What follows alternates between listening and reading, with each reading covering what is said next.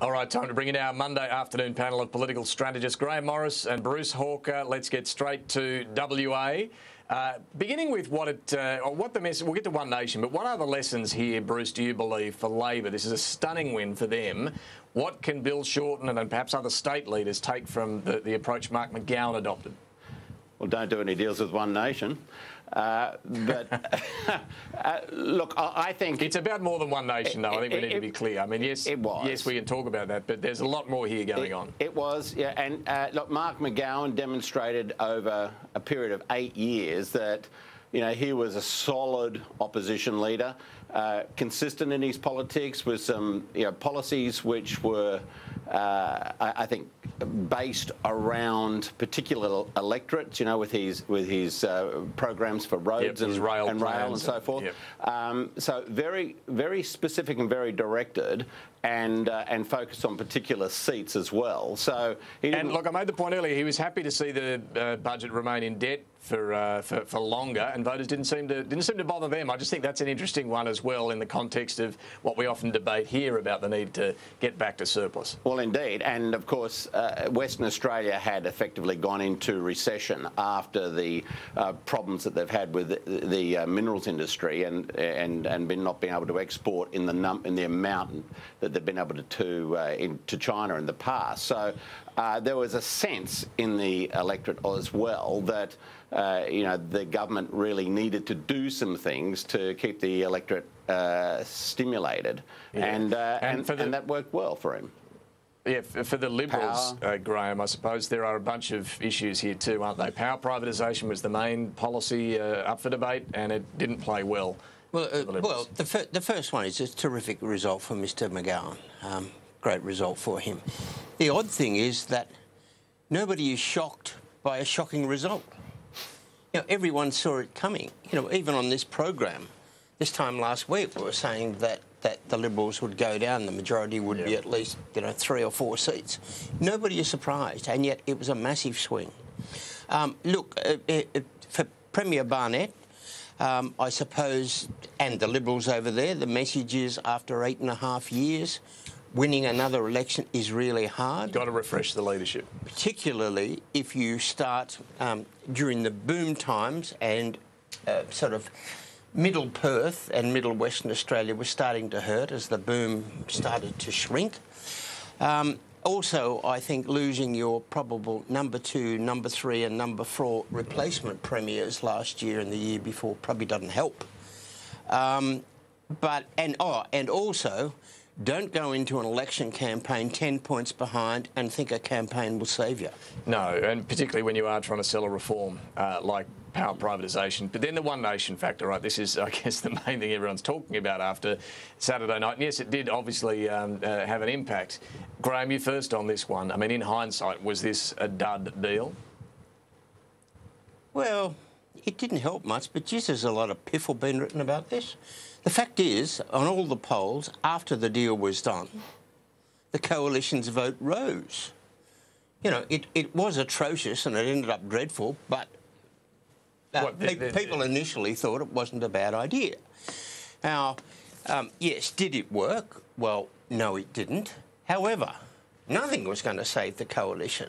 And the fact is that in the seats that she contested, Pauline Hanson got 8% of the vote in a state where she had no base. Her senator late last year got chucked out. She had no base. She lost 3 or 4 candidates, and she had to fire a couple of other people, and still gets 8% of the vote when she runs. Their statewide vote was on 13 or 14% earlier in the campaign, according to several polls. So yeah, well, that's right. Something went wrong. Well, that's right. Well, she had to sack everybody, and other people were dills. But still, 8% from nowhere.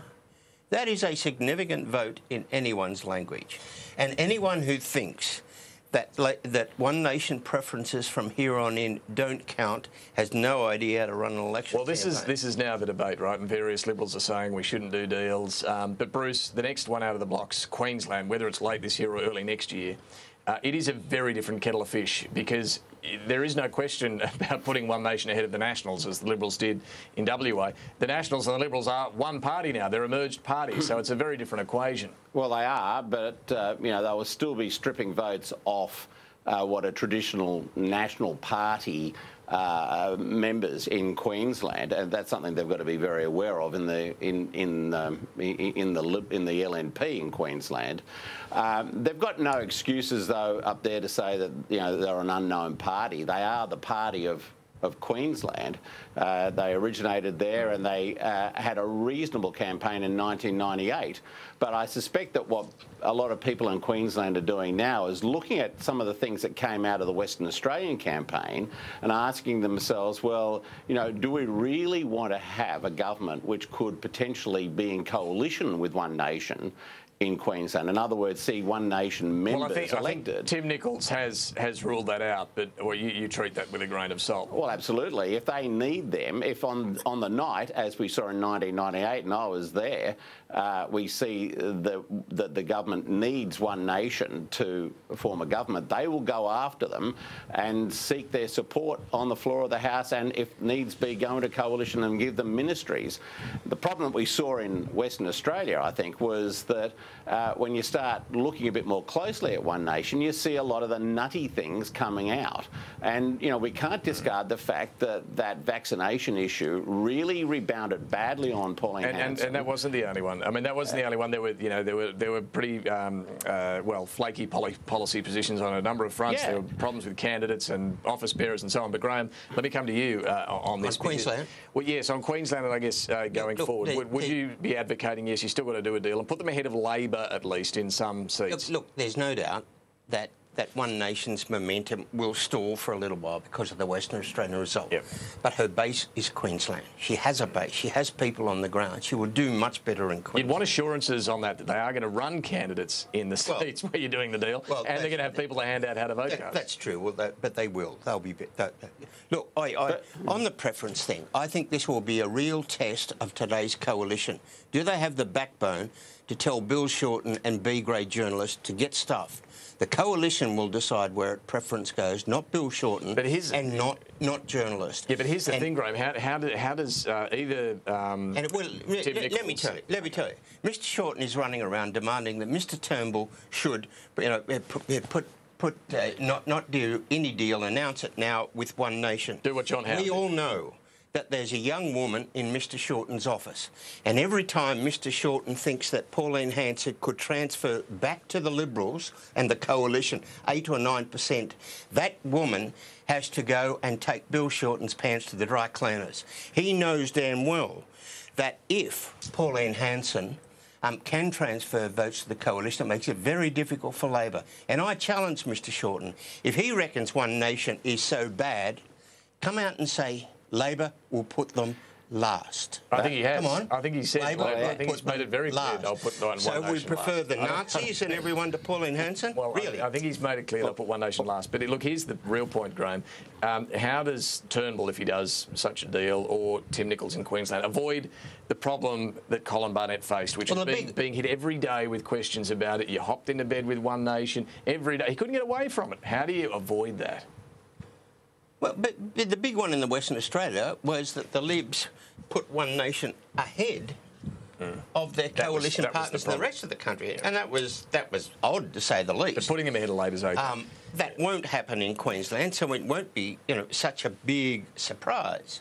But if I would be saying to the Queenslanders and everyone else, have a look at the Senate vote. And have a look at the votes in the Senate and look who is voting for the coalition. And it ain't Labor and it ain't the Greens. Yeah, I mean, you've got to admit, haven't you, that for the LNP in Queensland, to put One Nation ahead of the Greens, I mean, is that such a bad thing from the Conservative side of politics?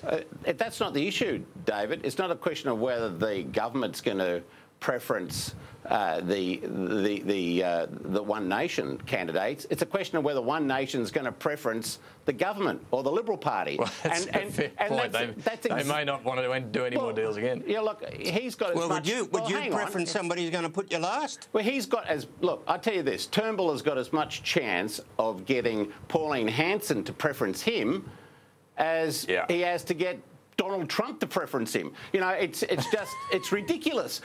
Pauline Hanson, this is a really important point here. Pauline Hanson understands that she lost a lot of supporters in the West by doing a deal which made her just another popular or just another politician. Not a populist, not somebody who's going to throw scorn at both sides of politics, but somebody who is prepared to do a deal. When you start doing deals, you cease to be an outsider and you would go inside the Beltway. That's the problem that the government's got in Canberra. That's the problem that the LNP's got in Queensland. She's not going to do deals with them. She'll just go out and run her candidates. That's a very good point. It's a very good point. Alana McTinnon was saying to us earlier, she put it well, One Nation voters usually want to stick the rough end of a pineapple up an incumbent. And when the deal was done and it looked like they were helping the Liberals and the Barnett government get back in, that's when they said, no thanks, I'm not going to vote One Nation as a result of that. Anyway, you're right to focus on the two-way nature of any such deal. If the One Nation party's not interested, it ain't going to happen. Bruce Hawker, Grahame Morris, good to talk to both of you this afternoon. Look forward to catching up again next week. We've got to go. All right, quick break and we'll be back with more.